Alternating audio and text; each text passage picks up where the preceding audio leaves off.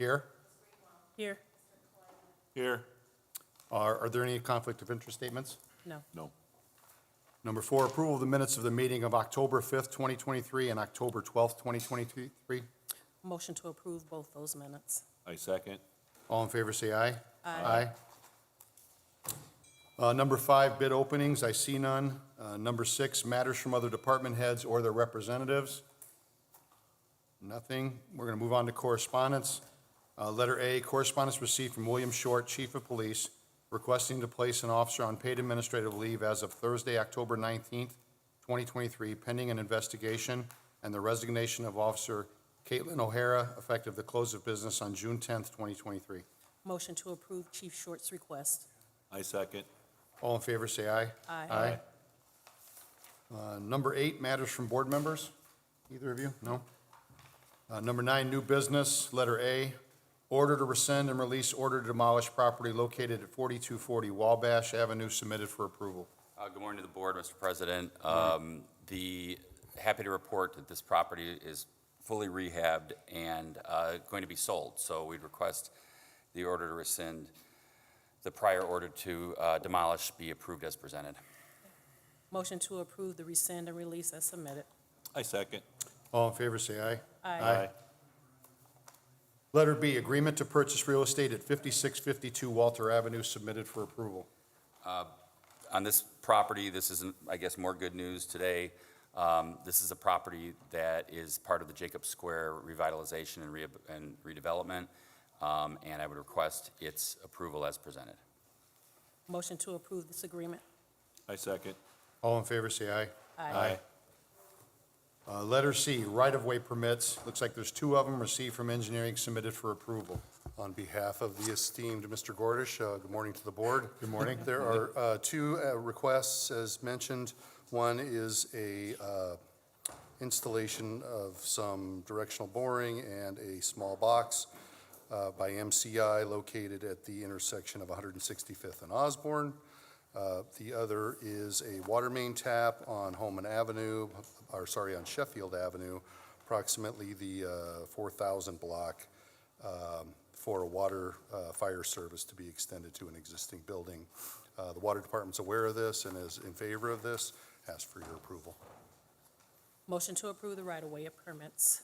I second. All in favor, say aye. Aye. Thank you. Letter D, C-Click Fix requesting a slow children play sign on both sides of the alleys at the 7,000 and 7,100 blocks of Holman Avenue. No objection. Okay. Motion to approve the C-Click Fix request. I second. All in favor, say aye. Aye. Letter E, C-Click Fix requesting a no engine braking sign or no semi-traffic on Sheffield Avenue. Unclear on the request. If you could refer this C-Click to the engineering department for review and recommendation. Motion to forward the matter to engineering. I second. All in favor, say aye. Aye. Letter F, C-Click Fix requesting to put up wrong-way signs in the alley east of Magoon. Also unclear on this request. If you could refer this to engineering for review and recommendation.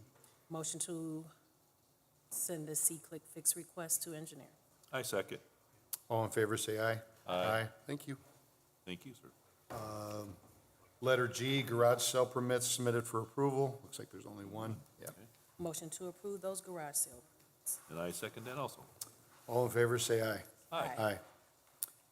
Aye. Number 10, old business. Letter A, status for 5235 State Line. Good morning again to the board. The board may recall this is a property that's under a demolition order. It is the old music store, Judy's Music Store on State Line near Rimbach. Yep. It is currently, Mr. Flores is usually here, so I'm actually surprised he's not here. I don't know, Bill, have you had any contact with him? Last time I checked, last time we were here, which was July 13th, he mentioned that he was continuing to, the back has already been resolved. They're continuing to rehab the other parts of the property. I guess what I would request today is ask Mr. Luter to reach out to Mr. Flores. I have him at mflores219@outlook.com. So, and let's reset it for maybe 2 weeks, if we could. Okay. For a status? Yeah, Okay. November 9th. Is November 9th okay? November 9th? Yep. Yes. Okay.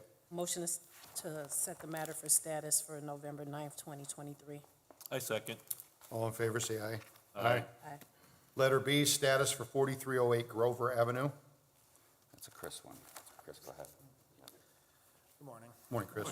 I've spoken to the owner this morning. She received the deed restriction in the mail. She just needs to get it signed and notarized, so we're requesting a continuance to next week. Should be done by then. Okay. Motion to set the matter for status for November the 2nd. I second. All in favor, say aye. Aye. Thank you. Thank you. Letter C, status for 2314 Indianapolis Boulevard. This is another property. You may remember Sandy Arana. She's been here a couple times. I actually saw her just by chance about a week ago, and she indicated that the electrical is what she's working on now. It's kind of been a slow go. I think we all realized when this started that Ms. Arana was trying to work with some limited funds, but we were going to give her a shot at getting this rehabbed.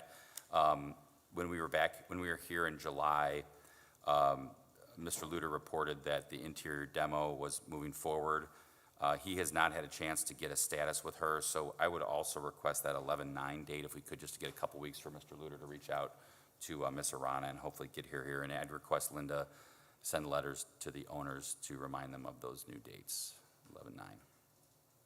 Motion to set the matter for status for November 9th. I second. All in favor, say aye. Aye. Okay. Thank you.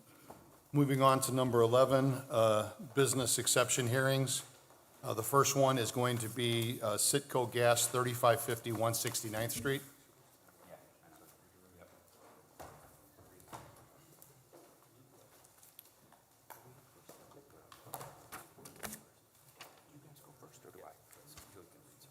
Good morning. I'm sorry, I'm gonna- good morning. That's okay, good morning.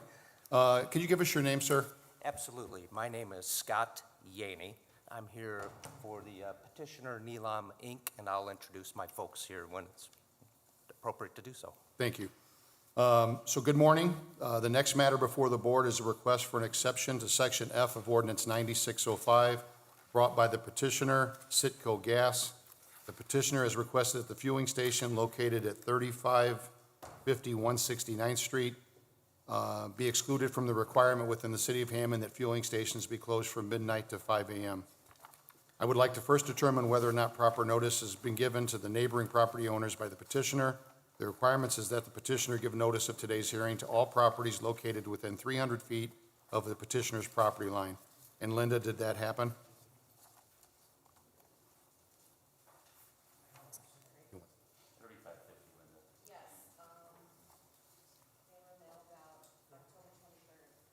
Okay, thank you.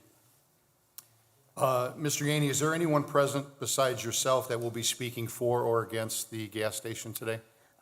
Yes, I'd like to introduce Adil, and, I'm sorry? Spell that, please. Oh, sure. I'm gonna ask, I will spell it momentarily. Adil Omar, Adilomar, You're good right now. Mansuri, Mansuri. Okay, And he is present in the white shirt. okay, And next to him is his wife, Neelam, Neelam, same last name. And also Nihal Bahura, who is also seated here, and he is related family and the general manager for this location. okay. We'll get to them at the appropriate time for their Sure. testimony. As the petitioner, you have the ability to now present to the board your rationale as to why you believe your fueling station should be allowed the exception. As you know, there are several factors in the ordinance that the board will consider and weigh in making the determination, and I would ask you to be aware of those factors and to present your argument and evidence today with those factors in mind. Mr. Yaney, at this time, do you have any evidence, not testimony, that you'd like to present to the city and also to the board?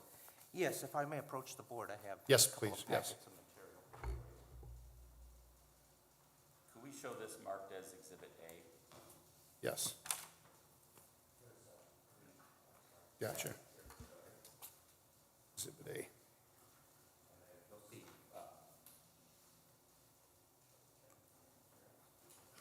Thank you, sir.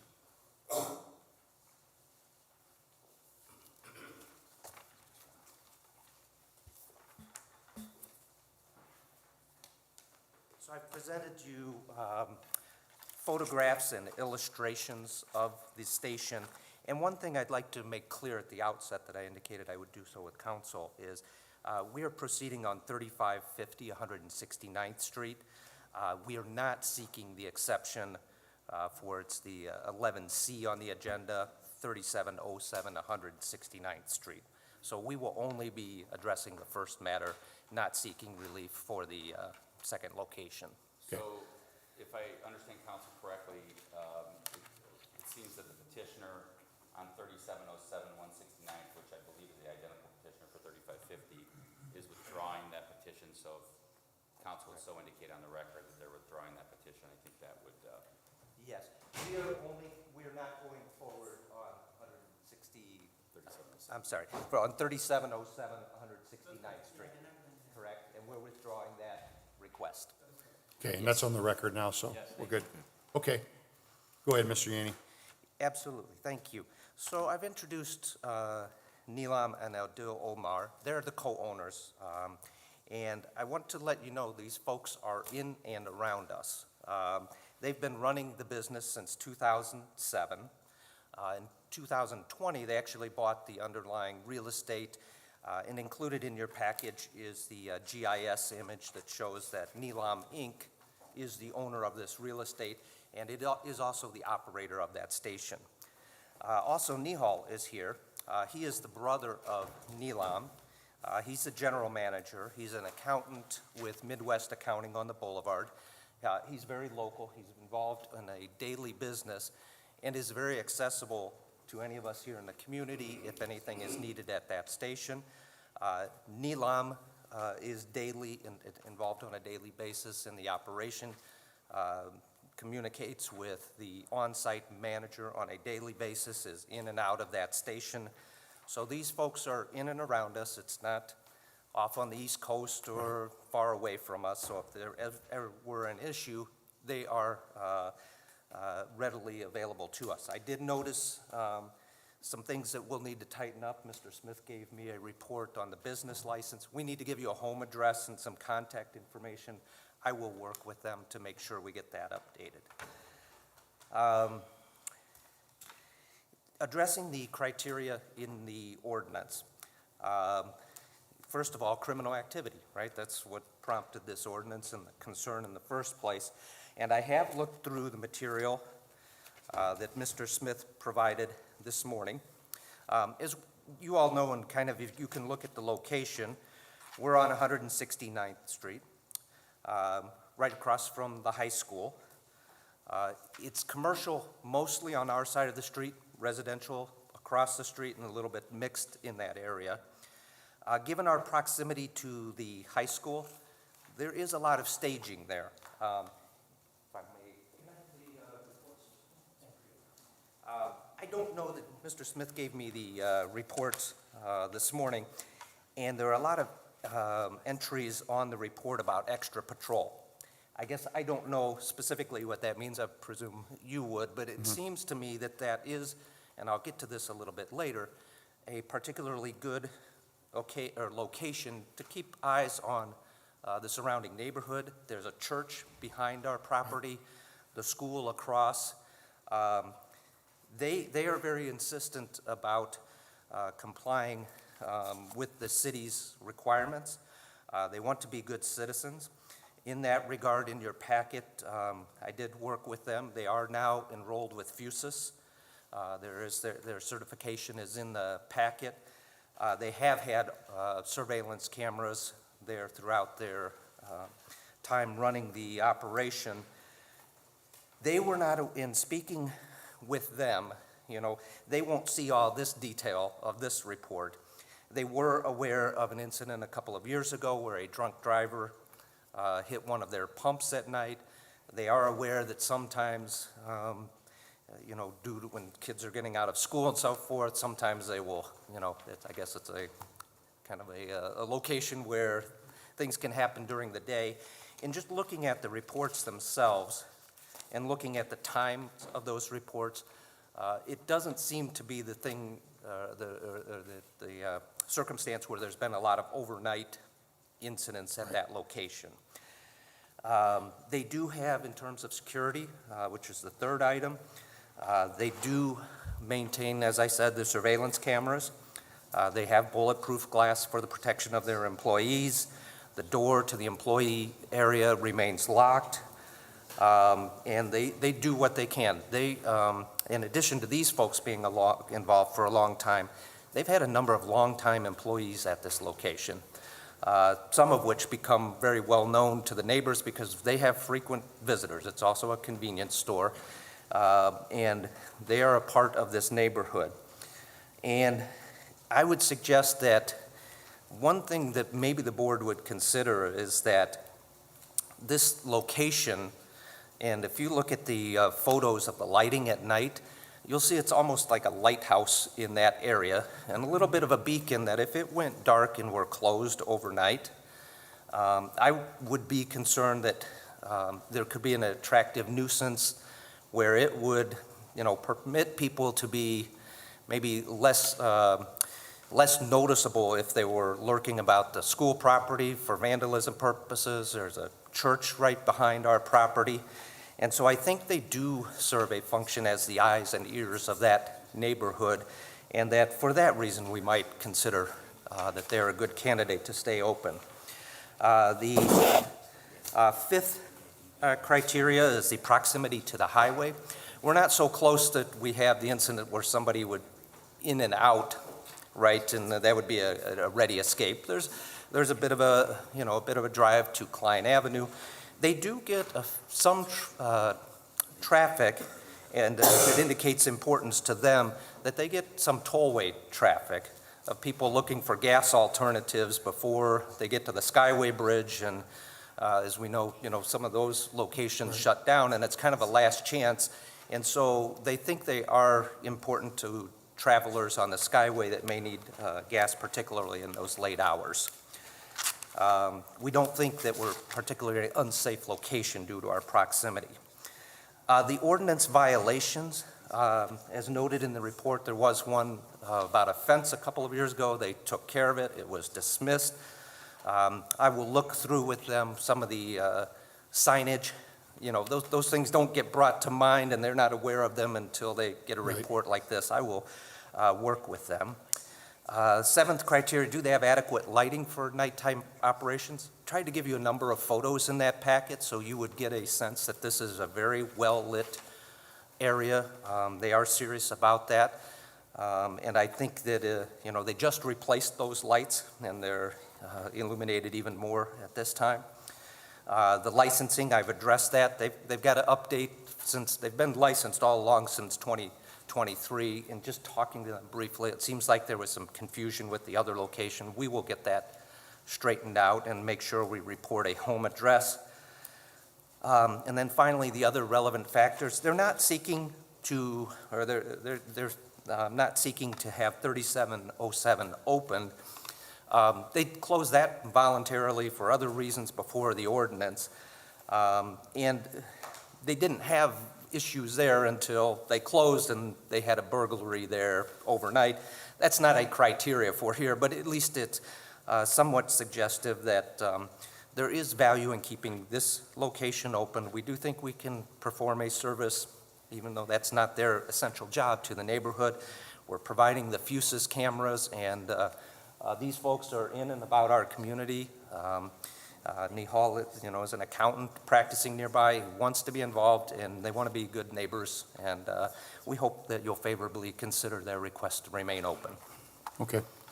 Does the city have any questions for Mr. Yaney? No, I didn't know if he was going to present any testimony of any of his clients or not. I did have some questions that perhaps Mr. Yaney can answer, or if he's going to present his client, I can cross-examine that individual. I will be happy to. I know you asked me to move along I'm happy quickly. to ask you. I've been speaking before, kind of for them, and then I was going to ask them if my words were accurate, and then maybe you could follow up with questions. Let's do Is that okay? I'm good with that.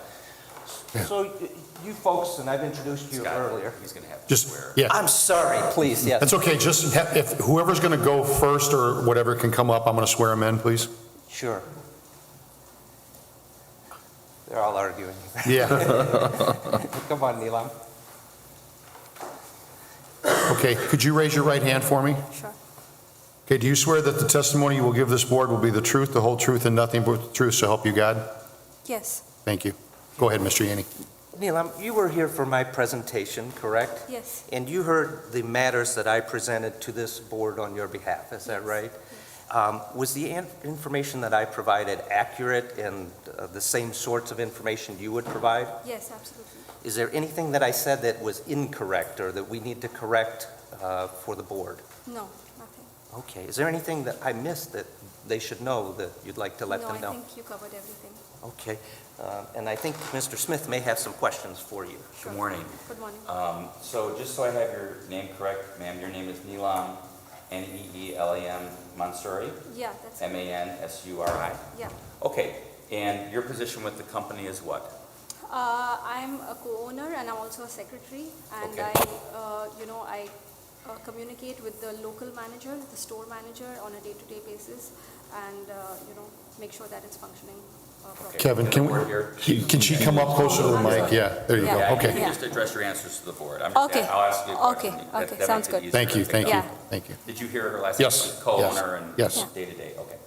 So, Ms. Mansouri, the business license application that was received by the board is in the name of a Imyat, I'm sorry if I mispronounced this, Imyat Vahora? Do you know who Right. that person is? Yes, that was my cousin. So he was running the business since like up till last few months. He just passed away in sorry. July. That's okay. He passed away with cancer. So he had it since the last whole year. So once he okay. once he passed away, we took over, and we didn't hire anybody else. So that's why, and he used to do all the paperwork for the business. So that's why everything, like you may see his name in certain documents. The other question I had on the application, and you understand you'll have to update that, Mr. Yanni. will Yes, help you of with course, that. yeah. The other question I had was, it is listed as Citco, Citko. Do you know why it was listed with a K instead of a G? I'm not sure at all. Could have just been a typo or a yeah, mistake? Okay. yeah. And lastly, you understand that, and I know Mr. Yanni's going to know this, but I just want to make sure you understand that when you register with the Secretary of State, if you are operating under a different name, you have to make sure they know about that. And Mr. Yanni can, I'm sure, help update that. Sure, Okay. yeah, yeah. I'm going to show you what I'm going to mark as Exhibit 5. Oh, wait, let me miss it.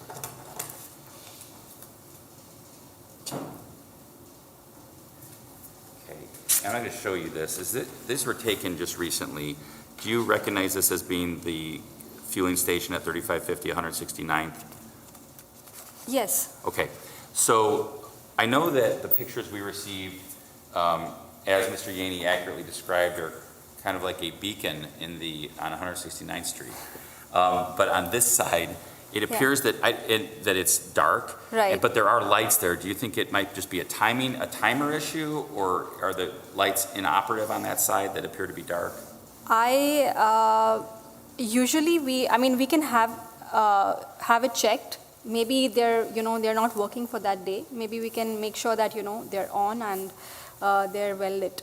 Okay, so you would take a look at that if the exception was granted, or even if it wasn't, you would take a look at that side to potentially correct the lighting situation? Definitely, definitely. Okay, thank you. Yeah.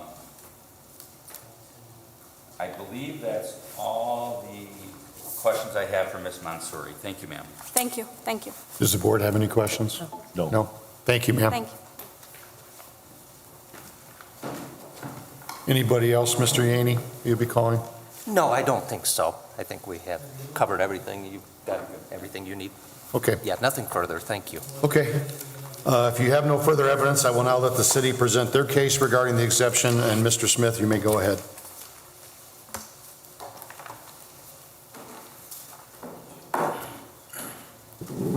Sorry.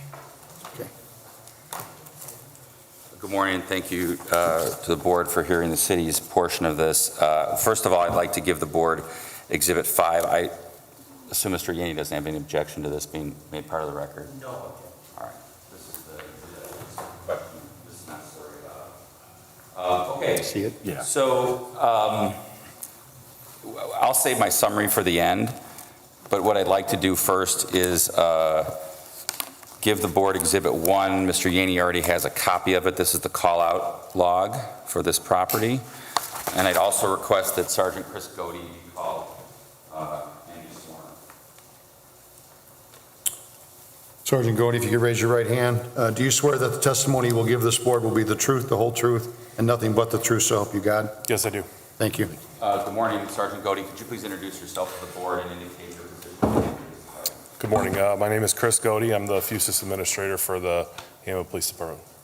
Okay, Sergeant Godey, have you had occasion to be familiar with the location, the Sitco located at 3550 169th Street in Hammond? Yes. All right, could you please summarize for the board the situation regarding 3550 as it relates to security and cameras and FUSIS, please? Sure. We do have, what we did before his passing, we had a good relationship with Mr. Vahora. They have a lot of cameras at the station. There is the bulletproof glass. There is a lot of lighting in that Exhibit 5. I don't know what time it was taken, but I do know that those lights are usually on.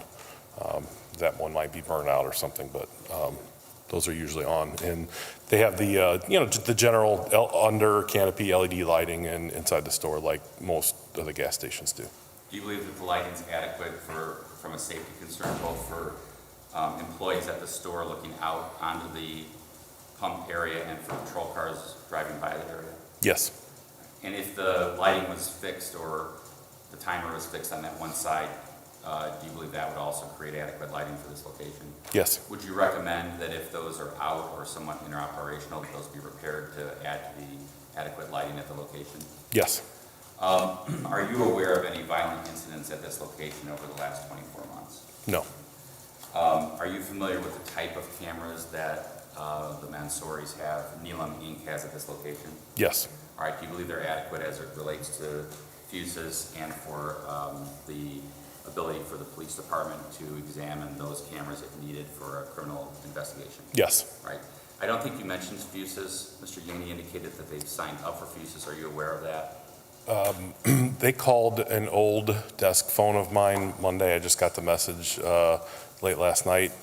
We were playing phone tag a little bit, and Mr. Yaney indicated that he reached out and was in contact with Lieutenant Rasha? Yeah. Captain. Captain Rasha, I'm sorry. Captain Rasha. Yeah, so I think they may have touched base too. And Mr. Yaney provided me with a document. Let me just show that to you. It's marked as Exhibit B. So does that help you indicate, or you understand whether or not they?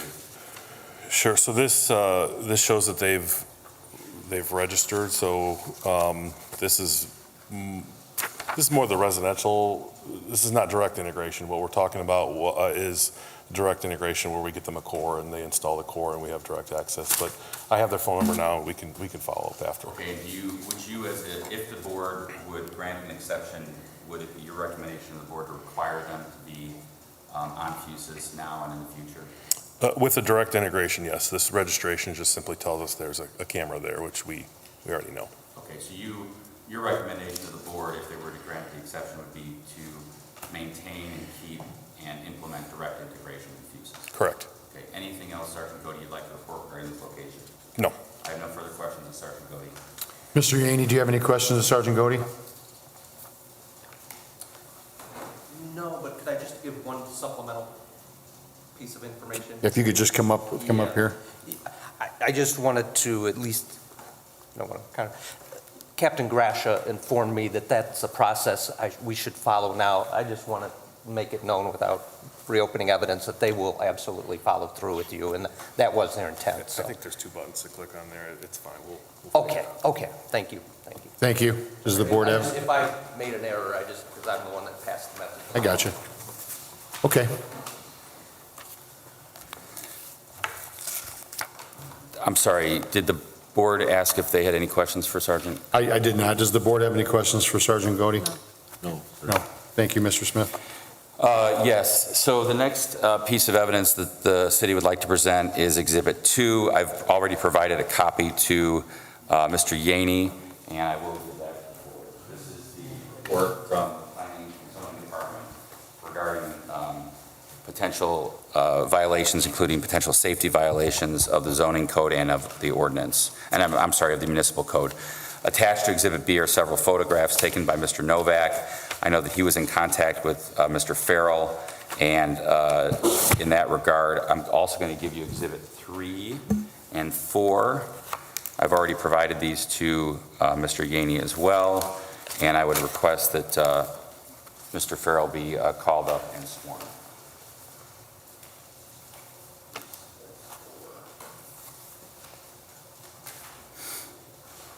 Mr. Farrell, if you could please raise your right hand. Do you swear that the testimony you will give this board will be the truth, the whole truth, and nothing but the truth, so help you God? I do. Mr. Farrell, could you please Thank you. introduce yourself to the board and indicate your position with the city? Yes, my name is Nicholas Farrell. I am the City of Hammond Code Enforcement Commissioner. And did you have occasion to meet with Mr. Novak, who prepared the report labeled as Exhibit 2? I did. And did you prepare the report labeled as Exhibit 4? Yes. And are you familiar with the printout from the Controller's Office that has been marked as Exhibit 3? Yes. All right. From a safety perspective, Mr. Farrell, Mr. Novak has indicated that there is some signage blocking more than 25% of the window panes, and with shelving, it approaches 100% blockage in some window panes. Do you see that? I do. All right, and would you consider that to be a safety issue and a concern that you would request that if the board issues the exception, that would be corrected by Neelam Inc. at this location? I would.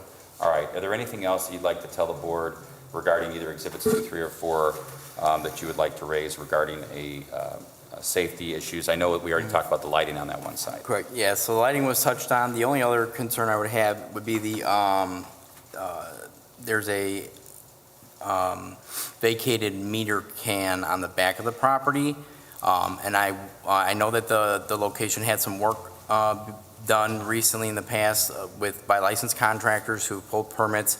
However, the meter can, which is directly next to the larger meter, has a plastic cover, and so I would just request that if it's energized and still in use, and used as like a sub entry point, that a solid metal faceplate is installed to prevent anybody from gaining access to that meter can on the back of the property. And I believe they're in the photographs that I had provided to Kevin, but it's directly abutting the new meter can, and it's just been known those plastic covers, faceplates tend to get broken or, tampered with, and then if there's energized parts in there, it's a major safety concern. All right, we've already talked about the licensing matters. I've addressed that with Ms. Mansouri. Are you satisfied with her response? Yes. All right. I don't have any further questions of Mr. Farrell. Mr. Yaney, do you have any questions for Mr. Farrell? No questions. Does the board have any questions for Mr. Farrell? No, sir. Thank you. Thank you. We don't have any evidence to present. I may, depending on Mr. Yaney's reply, have a couple more questions for him. Okay. If the city has no further evidence, the petitioner now has the opportunity to present any testimony or evidence in reply. Do you have anything else you'd like to present in reply, Mr. Yaney? And if you do, please try to keep it at 5 minutes or less if you could. No further reply. Thank you. Go ahead, City. I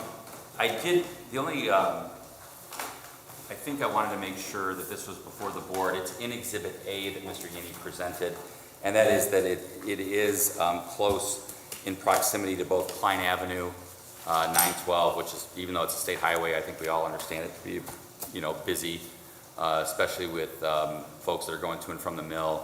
And it also is close to the toll road, Indiana Toll Road. And I think that was into the exhibit, but I just want to make that part of the record. Thank you.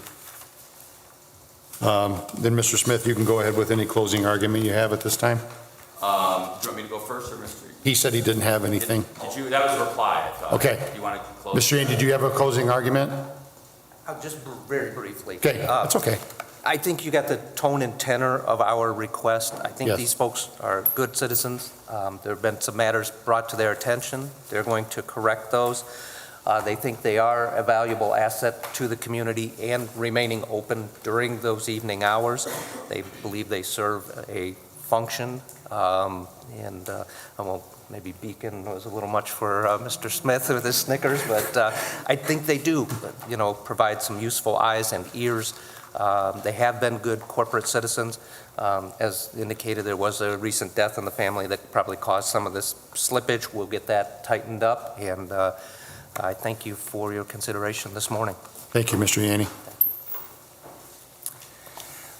On behalf of the city, as the board is aware, I generally like to just address the factors that we are dealing with under the ordinance, which is ordinance number 9605, paragraph F. There are 8 factors plus a kind of a catch-all. As it relates to incidents of criminal first of all, I guess I would say about this is that going in, I think the city's position was that our preference was, it seemed to not be unnecessary to have both these stations open, so I appreciate the fact that the folks at Neelam Inc.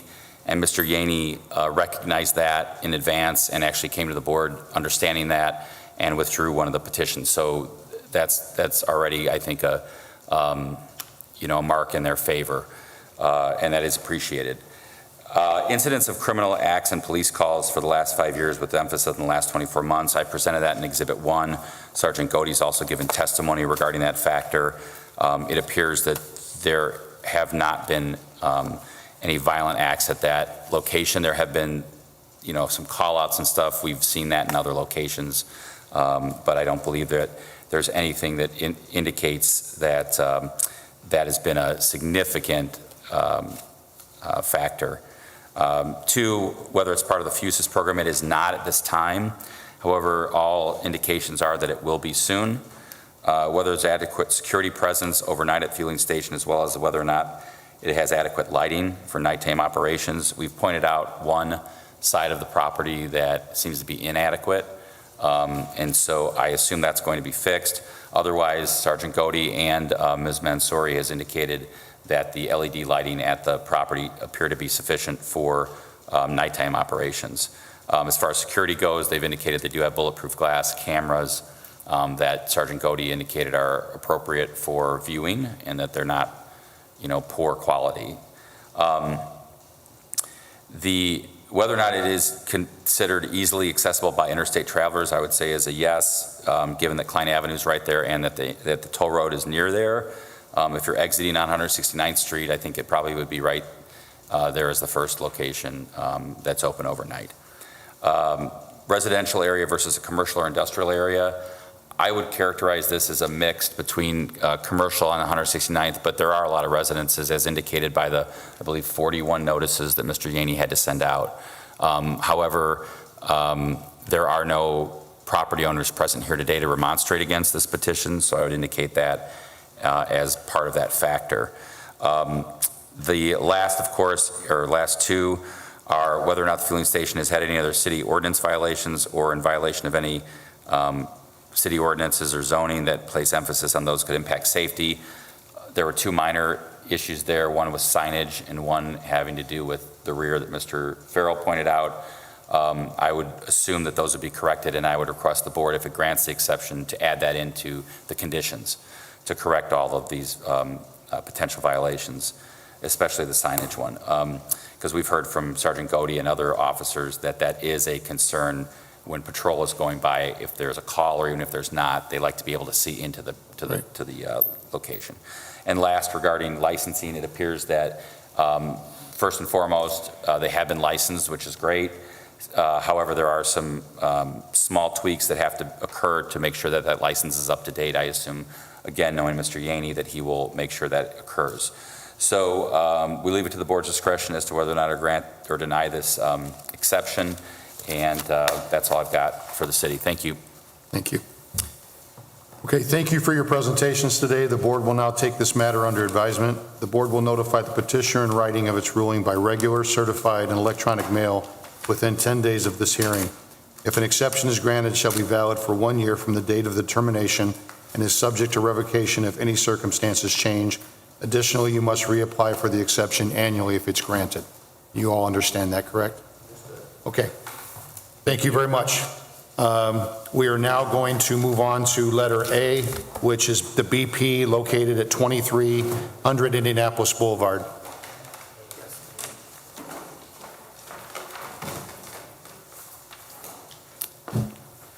Good morning, sir. Good morning. Could you give us your name and spell it, please? Yeah, and I'll type it for you too. My name is Anish Chitalakat. I have a document. I can give it to you so you can spell it easier. But it's A-N-I-S-H. Okay. The last name is Chitalakat. C-H-I-T-T-A-L-A-K-A-T-T-U. You can just call me Anish. That's a lot easier, probably. We appreciate that. Also with me here is my partner, Vinod Patel. Do you want everybody here to come and take oath right now together? In due time. Sure. I just want to make sure that, is there anybody else here that's going to speak for or against this petition at 2300? We have one person, a neighbor, Kyle Kramer, who's going to speak on our behalf. Okay, we'll also get to them in due time. Okay, just give me one. Tell us the first name. Vinod, V-I-N-O-D. Sorry. Vendo? Okay. Okay, give me 1 second, Anish. Good morning. The next matter before the board is a request for an exception to Section F of Ordinance 9605, brought by the petitioner, BP. Petitioner has requested the fueling station located at 2300 Indianapolis Boulevard be excluded from the requirement within the city of Hammond that fueling stations be closed from midnight to 5 a.m. I would like to first determine whether or not proper notice has been given to the neighboring property owners by the petitioner. The requirement is that the petitioner give notice of today's hearing to all properties located within 300 feet of the petitioner's property line. And Linda, did that happen? Yes, October 10th. Thank you. We've already asked if there's anybody other than the petitioner that would like to speak. As the petitioner, you have the ability to now present to the board your rationale as to why you believe your fueling station should be allowed the exception. As you know, there are several factors in the ordinance that the board will consider and weigh in making their determination. I would ask you to be aware of those factors and to present your argument and evidence today with those factors in mind.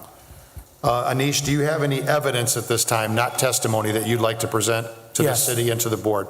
You may go ahead. He has a copy already? Okay, thank you.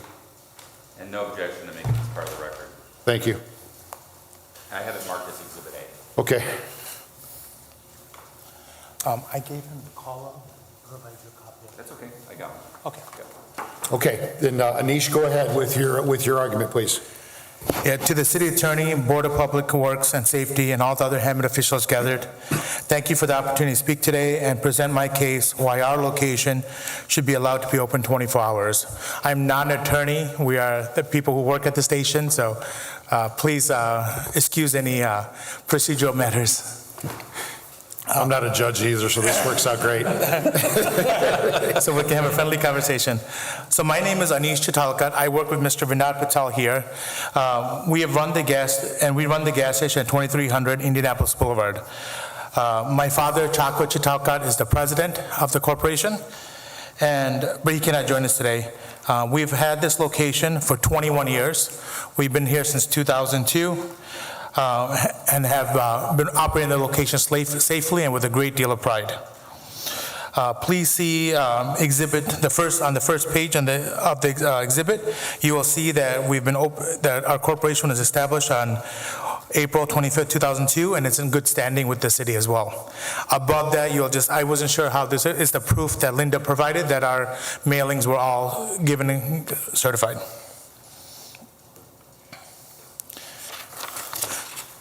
So I'm going to try to go through this very systematically. I'm going to go through each of the points, 1 through 9, and I'll go through one by one, and hopefully we can, and I'll match it up to the packet so we can just follow along.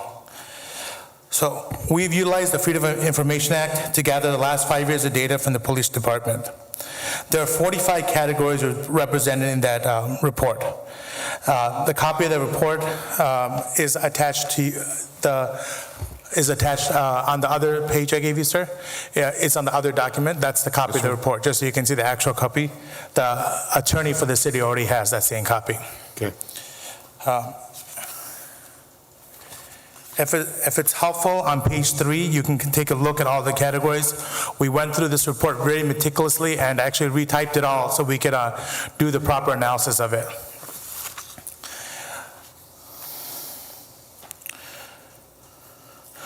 So what we did is we analyzed all the data between between midnight and 5 a.m. So on page 2, you will see there were 22 incidents, of which 16 were traffic incidents that would have probably happened if we were open or not.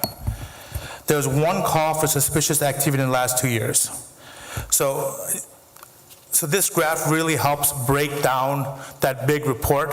We typed this all into Excel. We looked at everything that fell in the last 2 years between midnight and 5 a.m. And this little table on the left side will give you a good idea of what those incidents are.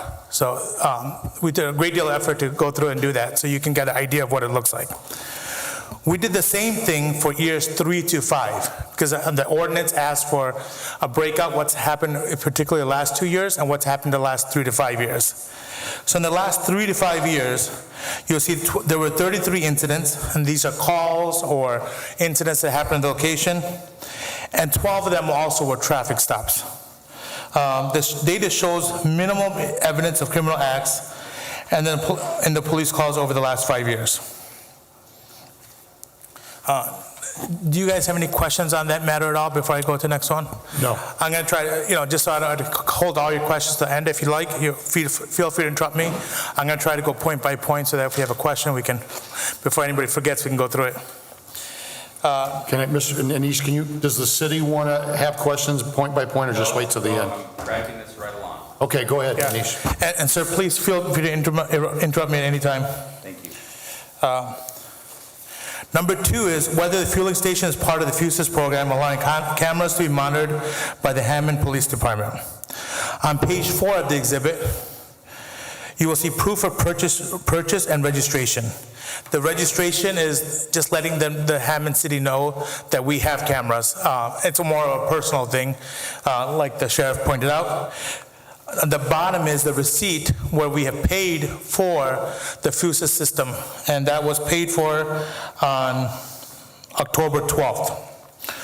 We are currently working with Mr. Michael, and I'm sorry if I say his name, Lumo, to finalize our equipment. He has sent over a survey of items he needs.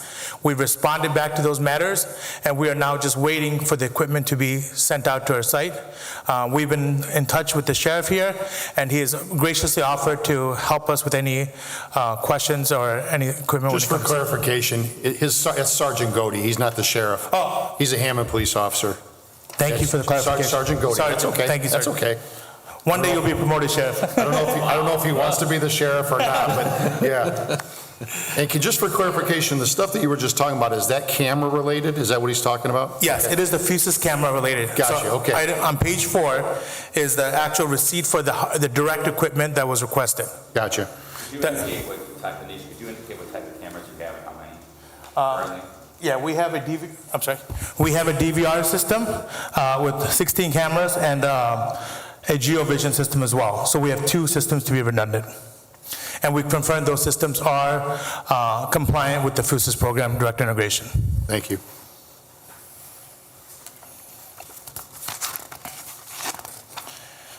Okay.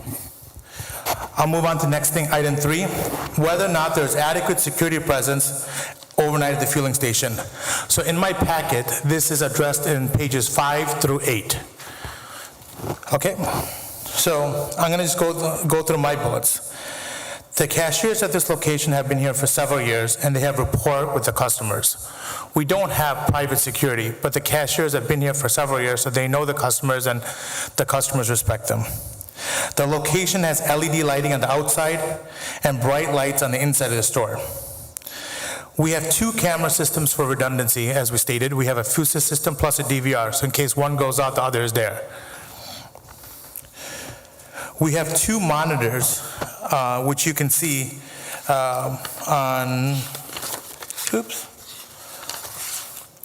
You can see on page 7, we have 2 monitors on the bottom, you can see on page 7, for the customers to see what's going on in the store too, not just the cashiers. So if you're in the corner of the store and you want to just look up and see what's going on, you, as a customer, have that visibility too.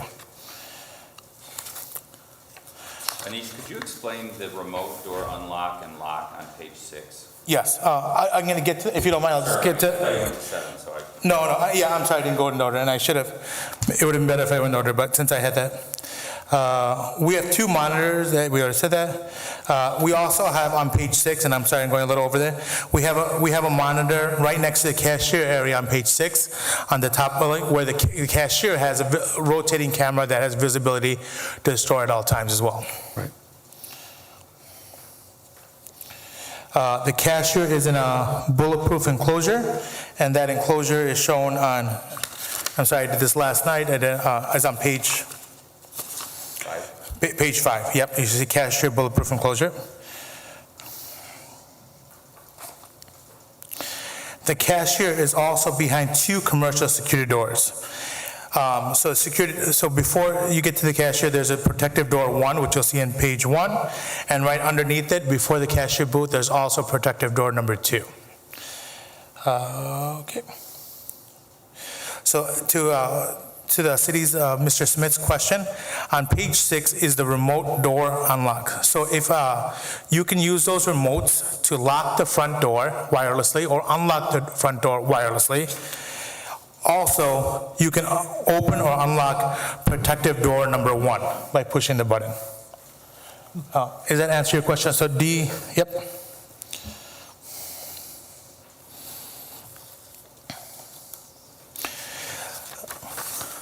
On page 6, and I'm sorry I'm going a little over the place, on page 6 you can see we have a panic switch as well that's hooked up to the 24-hour monitoring service. So if there is an emergency, that somebody can push the panic and the police will be notified. The location also has 24-hour monitoring with an alarm system. And the last point I was going to make is on page 8, in the front, we have commercial-grade entry doors, and these doors have that wireless lock and unlock feature as well. So if something is going on wrong or we have to close, we can just push the button to lock the doors or unlock the doors without having to come out in the presence. So we've looked into every reasonable effort to ensure our cashiers and customers are safe. I think every piece of equipment we can have that's normally offered has been purchased and placed in operation in the location as well. So I'm going to go on to item number 4 now, if there's no other questions on the security. Item number 4 is whether the fueling station is in a residential area versus a commercial area. Our site is in a mixed area. We are residential. We have families that live next to us, many that have signed a petition for us, and that petition is on page 9. And that petition is our neighbors supporting us being 24 hours. You will see dates, names, and addresses of those people who have signed a petition supporting our opening 24 hours. We are also commercial. We have East Lake Meadows. We have a primary care center right next to us. We have Calumet College, some fantastic restaurants, and several small businesses. And finally, we're also industrial. We serve the Whiting Refinery. It's a big right. We're next to the Whiting Refinery, and we serve many of their employees. If there's no other questions, I'm going to move on to item number 5. City? You mentioned the Whiting Refinery. Is this the closest gas station to the refinery that's open 24 hours? I believe it is. And- We're the closest to the Whiting Refinery? Are we the closest gas station to the Yes. Whiting Refinery? Yes, yes. And do employees tend to visit the station overnight? Yes. On their breaks? Yes. And at shift change? Yes. Okay, thank you. So that you mentioned the refinery, and I'm assuming you're talking about BP. Yes. Do you happen to know how much of your business comes from BP and what hours they most frequent your gas station? We just know that about 15% of our business comes from the midnight to 5 a.m. I don't know, I can't tell exactly which customers, we haven't broken out which customers are BP refinery customers versus personal customers, but we can only say about 15% of our business comes from midnight to 5 a.m. Okay, thank you. Then please proceed, Anish, go ahead. Thank you. So item 5 is whether the fueling station would be considered easily accessible by the interstate travelers. If you look on page 10, we can see that our station is centrally located. The Skyway is down Indianapolis, it's 6 minutes away. And if we go south, 90 Interstate is 4 minutes away. And below I have attached on page 10 is the pictures from Google Maps that show the distance and to the highway entrances on the Skyway side and on the south side. Gotcha.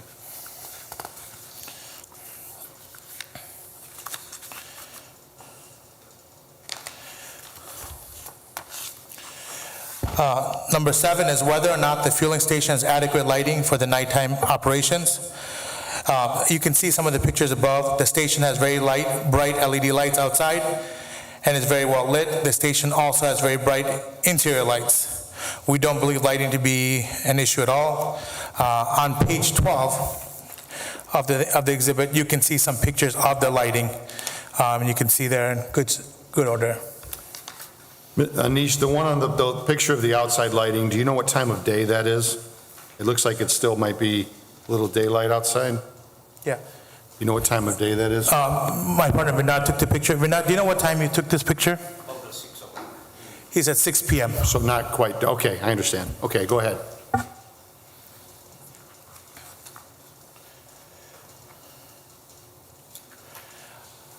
Point number 8 is whether the fueling station is properly licensed with the city and whether it has now or in the past had the business license suspended, revoked, or has operated with an expired business license. A request was made to the city code enforcement. First District Inspector Christopher Pajidisk, confirmed that the business license is up to date, and you can see a copy of that email on page 13. The business license has never had its business has never had its business license suspended or revoked. Furthermore, the business has never operated with an expired business license. What is the, Anish, if you could tell me the name of the corporate entity that operates the station at 2300? Yeah, it's right here. CKNP Inc.? Yeah. Thank you. It's CKMP Incorporated, and it's on the first page of the exhibit as well. Okay. Those are my matters to the closing. Okay. Does the city have any more questions for Anish at this time? I do not. Does the board? No, sir. Okay, Anish, do you wish to call anybody else to speak on your behalf at this time? Yes, I'd like to call customer Kyle Kramer to give a little testimony about our location. If he could come up, I'm going to have to swear him in.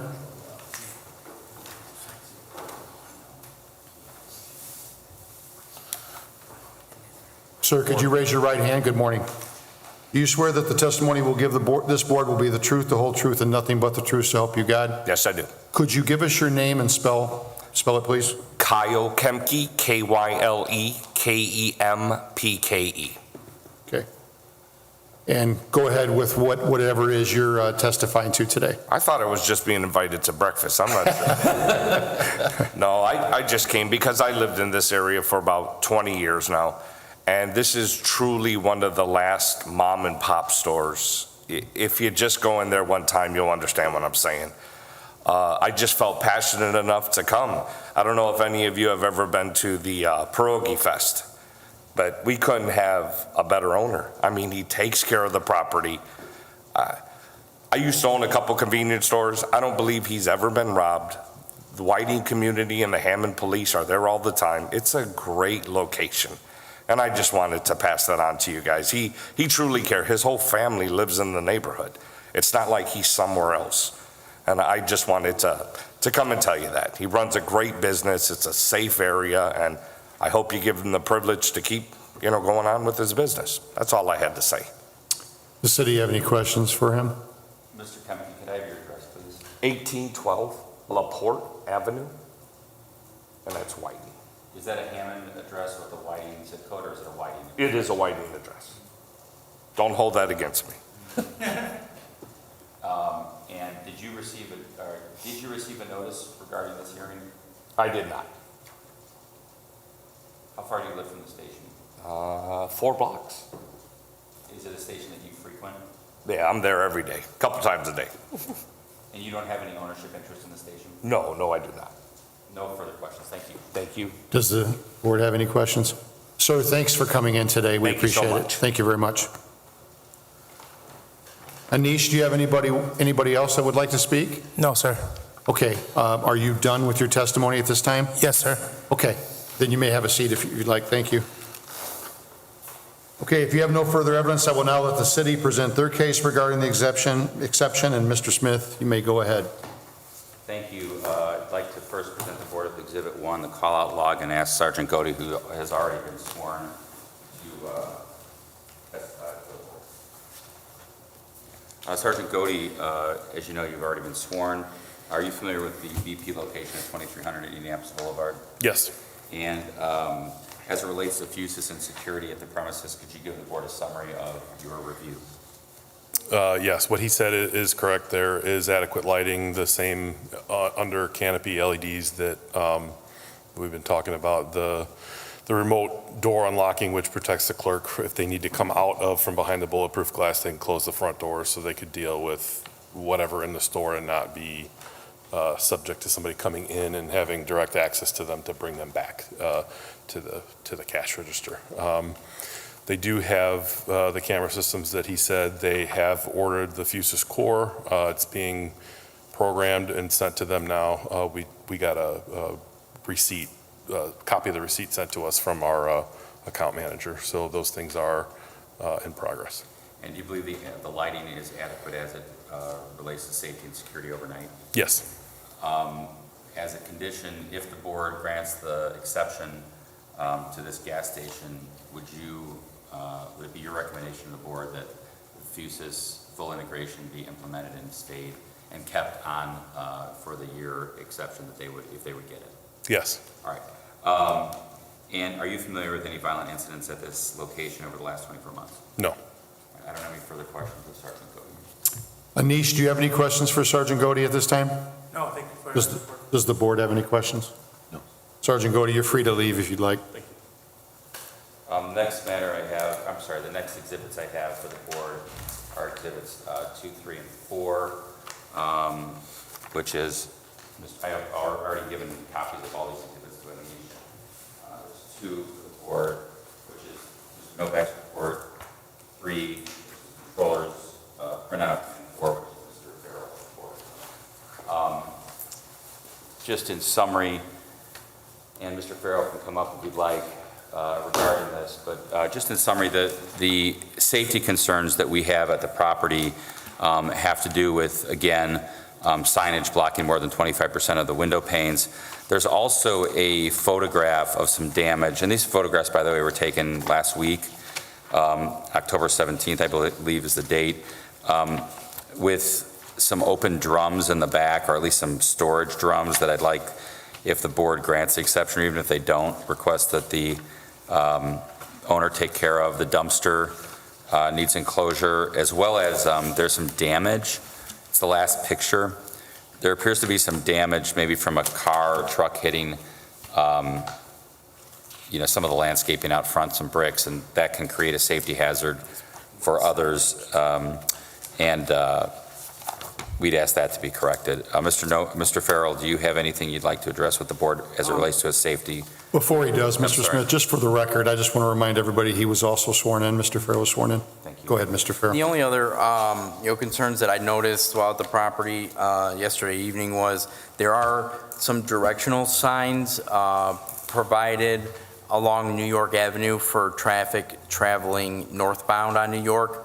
There are 2 yellow arrowed signs to direct drivers to stay left as they make that bend to not hit the curb. I'll present this to the board. Hold on, I need to mark it. But basically, it looks like, I don't know if it's the truck that visits the station to refuel the tanks, but it would appear that they've been backed into and they are leaning significantly toward New York Avenue. But it's that the only way that those could have been damaged was from a vehicle of some type attempting to back out of the location. Yep. Those signs, however, are not the property of. Right. Correct. They are on city property, but which leads me to there's the parking situation at this location is such where there's permanent fixtures in place that people have to navigate in order to access. There's 2 normal parking spots, and then a handicap spot with the handicap sign posted on a fence, which is leaning into a neighboring residential property.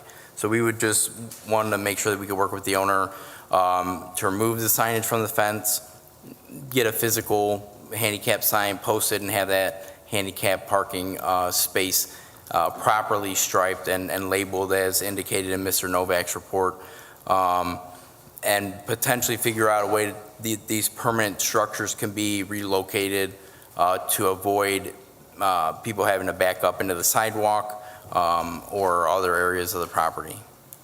I don't have any further questions of Mr. Farrell. Anish, do you have any questions for Mr. Farrell? Oh, no, I just had one. Just come on up, yeah, there you go. Yeah, we just have one, I'm No, sorry. go ahead.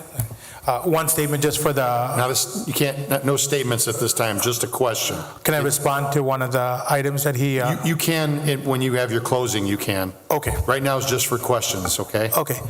Can you show me, just because I knew this, what is the structures you want moved? So it's like right off of the area here. Hold on, let me see if Tom's photos have it. Here we go. So like, see, I think it's like an older light, but like when individuals pull in here, they tend to, and to access this, there's a pylon, there's these posts that look like they've been hit before, and then a lot of times people pull directly up in front of the building, which makes it very difficult to access the parking spots here. So if there's a manner which, like maybe the light can be maneuvered, or these permanent, items which create a barrier to access the parking spots, which really are the only ones there, or if you're able to post signage, no parking, in front of the store area, then that would prevent people from having to maneuver, because I was there last night taking photos, and there were 2 vehicles parked here, 1 blocking the sidewalk, 2 more up here, and when I went to pull in to try to access the spot, it was kind of difficult. Especially even to back up and leave, that's all. Yeah, people. And I know they can't control everybody's, ability, where they decide to pull up at, but maybe having some directional signage would assist in doing that. That's all. Yeah, we'd be happy to work with you on a good resolution. But all that stuff's correctable, and you work with Absolutely. Anish? Okay. Absolutely. Any further questions, Anish? No. Does the board have any questions for Mr. Farrell? Thank you, Mr. Farrell. Thank you. You're free to leave if you'd like.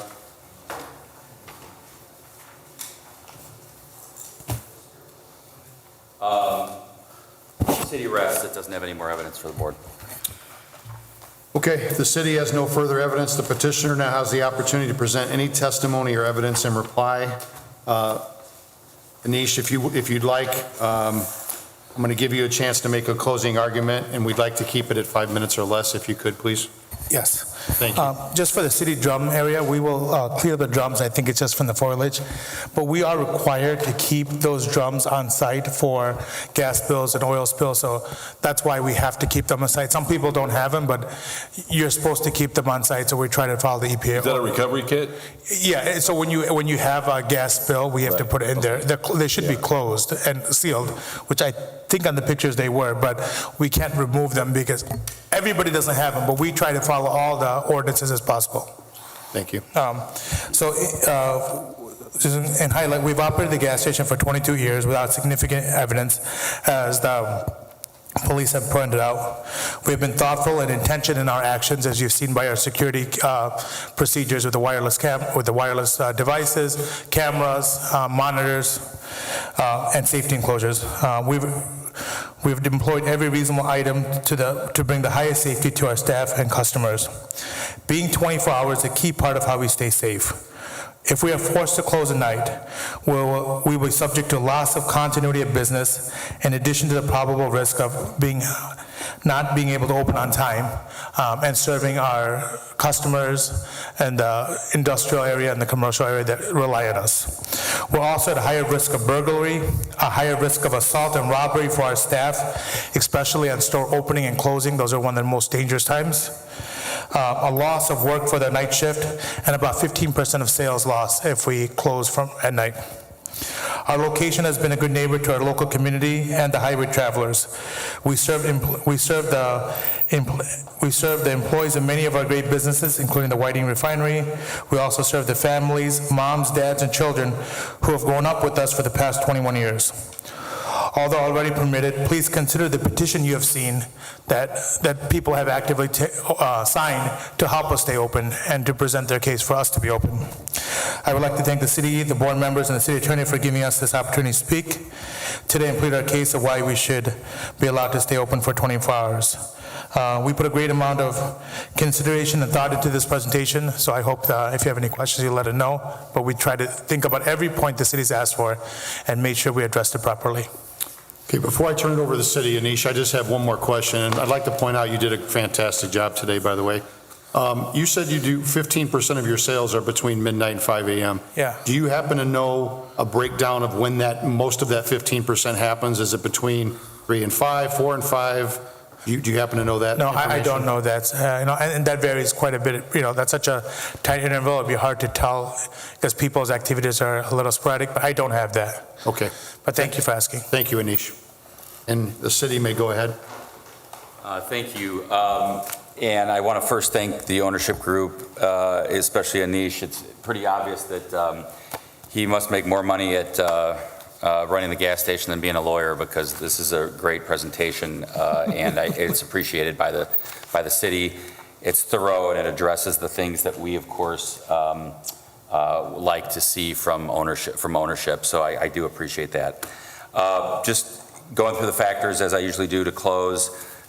We've talked about incidents of criminal acts. Sergeant Godey, you have Exhibit 1. It appears that there are no violent criminal acts over the last 24 months. Anish's chart is accurate as far as I can tell. I think the difference may be that the city's exhibit may be a little more comprehensive, but I'm not taking large issue with Anish's portion of Exhibit A as it relates to criminal activity. Whether it's part of the FUSIS program, sounds like that's moving forward. Again, if the board does grant the exception, I would request that that be made a condition, namely to always be part of FUSIS while it has the exception. Next factor, adequate security presence overnight and lighting. I think both Anish and Sergeant Godey indicated the lighting situation, as well as the many things that they have in and around the station, including bulletproof glass, the automatic doors, panic button, alarm system, and other matters. I guess I would consider this, it's really interesting because there's so much stuff going on around this intersection. Cal College isn't far away, you've got residential right there, you've got BP, so it's almost like it's hard to characterize it as residential, commercial, or industrial. I think it probably fits all three. So I would indicate that, having a neighbor, Mr. Kempke, come and indicate to the board his opinion on the station is also important, and we appreciate the fact that he came. I disagree with Anish's position that it's easily accessible by interstate travelers. I think this is one that if I was on the interstate and leaving the toll road, for example, up near the state line, there's 3 or 4 gas stations you hit first. If I'm exiting Klein Avenue, you'd probably hit the 3350 Calumet first. This is a little bit out of the way, so I don't think that factor necessarily weighs in their favor. It's more of I would characterize it as a neighborhood or as Anish related, close to BP rather than accessible by interstate travelers. Ordinance violations and licensing. It seems like the ordinance violations we pointed out, the zoning violations we pointed out, as well as the potential ordinance violations, are going to be addressed by Anish and his team, and I would request also that that be made a portion or a condition if the board grants the exception. And finally, as it relates to factor 9, any other relevant factor, we haven't used this factor much, but I think in this case it's important to point out to the board that it appears that Whiting and portion of Hammond is home to the 3rd largest refinery in the country, and it appears that this station does serve that station. And so in that regard, I think that's a factor the board should consider in their decision. So I leave it to the board. You have our evidence, Exhibits 1, 2, 3, 4, and 5, and I appreciate you giving me the time to present to the board today. Thank you. Thank you. Thank you for your presentations today. The board will now take this matter under advisement. The board will notify the petitioner in writing of its ruling by regular, certified, and electronic mail within 10 days of this hearing. If an exception is granted, shall be valid for 1 year from the date of the determination and is subject to revocation if any circumstances change. Additionally, you must reapply for the exception annually if it is granted. You understand that, Anish? Thank you very much for coming in today, and again, you did a great job. Okay, now the meeting's open to the public. Anybody in the public like to speak? Okay. Motion to adjourn. I second. All in favor, say aye. Aye. Thanks, everyone.